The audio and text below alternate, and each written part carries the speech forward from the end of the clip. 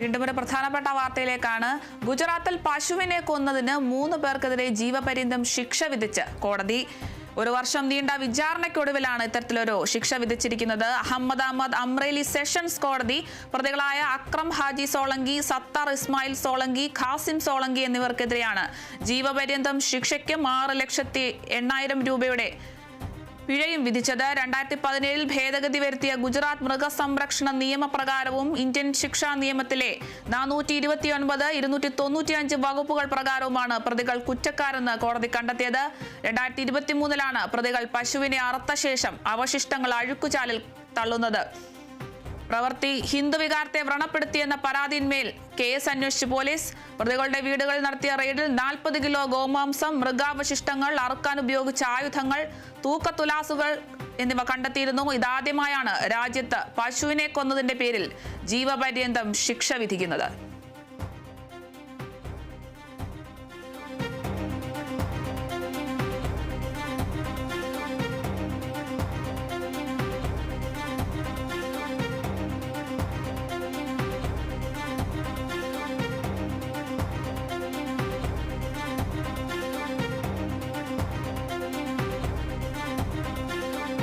ഗുജറാത്തിലാണ് പശുവിനെ കൊന്നതിന് 3 പേർക്കെതിരെ ജീവപര്യന്തം ശിക്ഷ വിധിച്ചിരിക്കുന്നത്.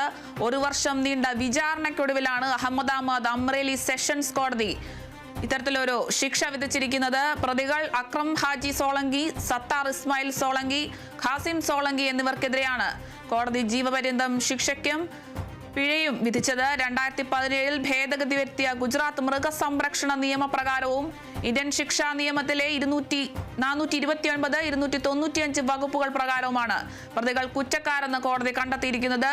2023 പ്രതികൾ പശുവിനെ അറുത്ത ശേഷം അവശിഷ്ടങ്ങൾ അഴുക്കുചാലിൽ തള്ളുന്നത്. പ്രവൃത്തി ഹിന്ദുവികാരത്തെ വ്രണപ്പെടുത്തിയെന്ന പരാതിന്മേലാണ് ഇത്തരത്തിൽ കേസ് വന്നിരിക്കുന്നത്. പ്രതികളുടെ വീടുകൾ നടത്തിയ റെയ്ഡിൽ പോലീസ് 40 കിലോ ഗോമാംസവും, മൃഗാവശിഷ്ടങ്ങളും, അറുക്കാൻ ഉപയോഗിച്ച ആയുധങ്ങളും, തൂക്കത്തുലാസുകളും കണ്ടെത്തിയിരുന്നു. ഇതാദ്യമായാണ് രാജ്യത്ത് പശുവിനെ കൊന്നതിന്റെ പേരിൽ ജീവപര്യന്തം ശിക്ഷ വിധിക്കുന്നത്.